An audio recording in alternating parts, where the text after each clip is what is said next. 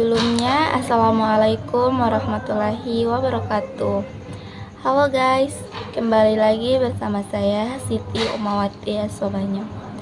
Di video kali ini saya akan membahas tentang model data dalam konsep basis data. Tujuan saya membuat video ini untuk memenuhi tugas mata kuliah konsep basis data dengan dosen pengampu Bapak Fauji Eskom MN. Model data adalah kerangka kerja yang mendefinisikan bagaimana data diorganisasikan, disimpan, dan dimanipulasi dalam sebuah sistem basis data. Konsep model data ini penting untuk memberikan panduan dalam pembuatan dan pengelolaan basis data agar dapat digunakan secara efisien dan efektif. Jenis-jenis model data. Yang pertama, model hierarki. Mengorganisasikan data dalam bentuk struktur pohon, di mana dalam setiap elemen data disebut node memiliki hubungan satu ke banyak parent child. Setiap child hanya memiliki satu parent. Namun, setiap parent bisa memiliki banyak child. Contoh, struktur direktor file di sistem komputer. Yang kedua, model jaringan. Mirip dengan hierarki, tetapi kemungkinan satu child memiliki lebih dari satu parent. Struktur data diatur dalam bentuk graf, di mana simpul mewakili entitas dan garis penghubung mewakili relasi antara entitas. Cocok untuk menghubungkan data yang kompleks. Contoh, sistem inventory dengan hubungan antara barang, pemasok, dan gudang. Yang ketiga, model relasional merupakan model data yang paling populer saat ini, di mana data diorganisasikan dalam bentuk tabel dua dimensi disebut relasi.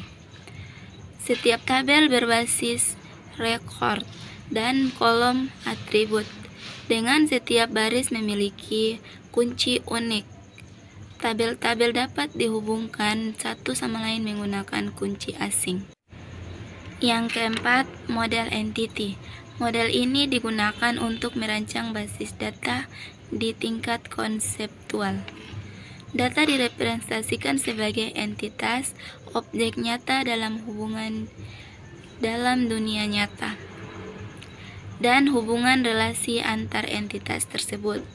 Diagram ER digunakan untuk memetakan struktur logis basis data yang nantinya diterjemahkan ke dalam model fisik seperti model relasional.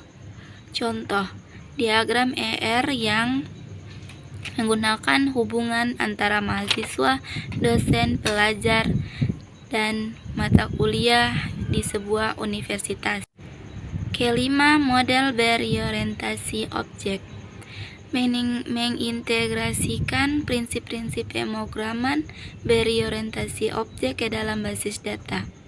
Setiap data diwakili sebagai objek dan objek bisa berisi data serta perilaku. Cocok untuk data yang lebih kompleks dan berstruktur, seperti data multimedia atau rekaman medis. Contoh, basis data untuk sistem CAD atau game. Yang keenam, model dimensional. Banyak digunakan dalam sistem data warehouse dan analis bisnis. Data diatur ke dalam fakta, data penting yang terukur, data dimensi atribut yang memberikan konteks pada fakta. Memungkinkan pelaporan dan analis data yang cepat dan efisien. Contoh, data penjualan perusahaan yang tersusun berdasarkan dimensi waktu, wilayah, dan produk. Elemen utama model data. Yang pertama, entitas. Representasi dari objek nyata atau konsep yang ada di dalam sistem, misalnya karyawan, produk, dan pesanan. Yang kedua, atribut, karakteristik atau properti dari entitas, misalnya nama karyawan atau harga produk. Yang ketiga, relasi, hubungan antara dua atau lebih entitas, misalnya hubungan antara pelanggan atau pesanan. Tujuan penggunaan model data. 1. Menyederhanakan struktur data. Dengan menggunakan model data, pengembangan dapat dengan mudah memetakan hubungan antar data dan menyusun basis data yang lebih efisien. Yang kedua, mempermudah manajemen data. Struktur yang jelas membantu dalam penyimpanan, pengambilan, dan memanipulasi data secara lebih efektif. Yang ketiga, menjamin integritas data.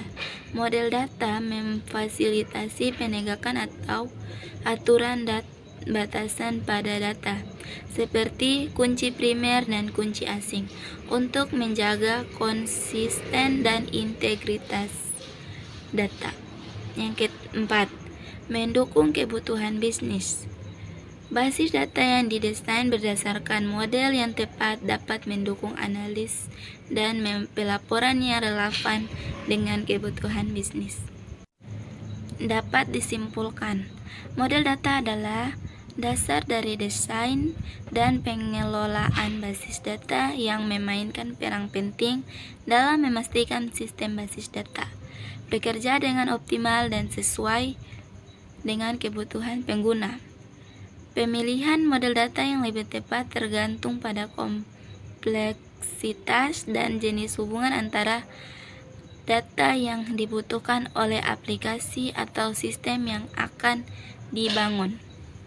Nah, itu dia video singkat dari saya. Semoga bermanfaat ya. Saya akhiri. Wassalamualaikum warahmatullahi wabarakatuh.